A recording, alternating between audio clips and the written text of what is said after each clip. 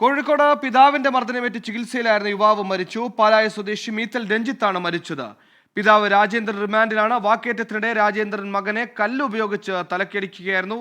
അഭിജിത്ത് ചേർന്നു. അഭിജിത്ത്, പിതാവ് ഓൾറെഡി റിമാൻഡിലാണ്. ഇതിന് കുറച്ച് ദിവസങ്ങൾക്ക് മുമ്പ് സംഭവമാണ്. എന്തൊക്കെയാണ് വിശദാംശങ്ങൾ? ഇന്നാണോ മരണപ്പെടുന്നത്? സുഹൈൽ, ഈ സംഭവം നടക്കുന്നത് കഴിഞ്ഞ വർഷം, അതായത് ഡിസംബർ 24-നാണ്.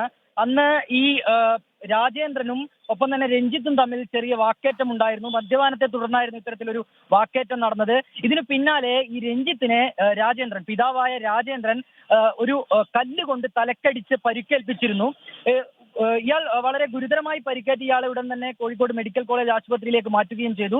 പന്തീരങ്കാവ് പോലീസ് കേസെടുത്ത് ഈ പിതാവിനെ അറസ്റ്റ് ചെയ്തു. അയാൾ ഇപ്പോൾ റിമാൻഡിൽ കഴിയുകയാണ്.